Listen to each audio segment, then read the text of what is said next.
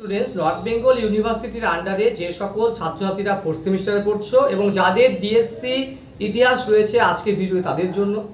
যে সকল আমার ভাই বোনরা অনলাইনে পড়তে চাও তারা আমাদের নির্দিষ্ট ফোন নাম্বারে যোগাযোগ করো, সামান্য ফির বিনিময়ে তোমরা অনলাইনে পড়াশোনা করতে পারবে। আমাদের নাম্বারগুলি হচ্ছে 9749941990 এবং 7797308455।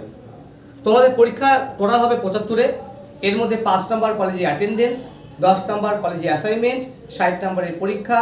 60 নম্বরের মধ্যে তোমাদের 12 নম্বরে লিখতে হবে 2টা, 6-এর লিখতে হবে 4টা এবং 3-এর লিখতে হবে 4টা।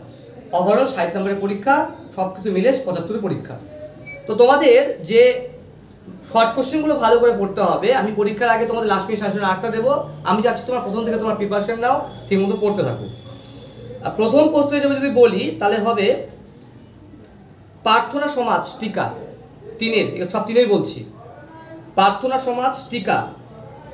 2 নম্বর সত্যাগ্রহ আন্দোলন, 2 নম্বর সত্যাগ্রহ আন্দোলন। 3 নম্বর খিলাফত আন্দোলন, খিলাফত আন্দোলন। 4 নম্বর লখনৌ চুক্তি।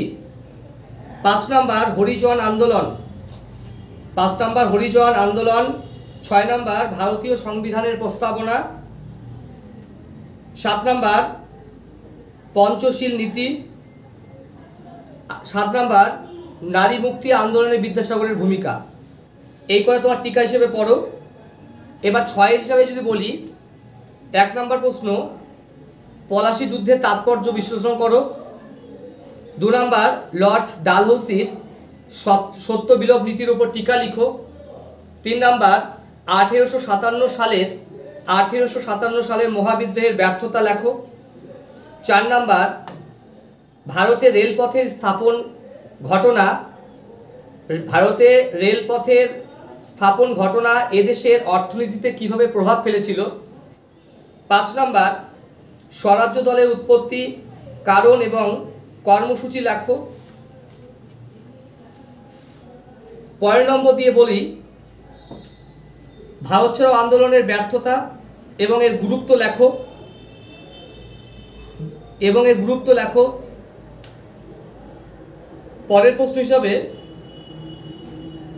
বিদ্যাসাগরের ভূমিকা, সমাজ সংস্কারক বিদ্যাসাগরের ভূমিকা বা অবদান আলোচনা করো। পরীক্ষা 6-এর দিচ্ছি।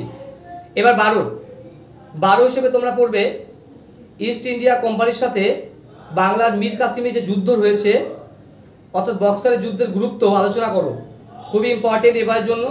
2 নম্বর প্রশ্ন চিরস্থায়ী বন্দোবস্ত বলতে কী বোঝো, চিরস্থায়ী বন্দোবস্ত বলতে কী বোঝো এবং এই চিরস্থায়ী এর প্রভাব, গ্রামীণ সমাজের প্রভাব এবং এর বৈশিষ্ট্যগুলি লেখো।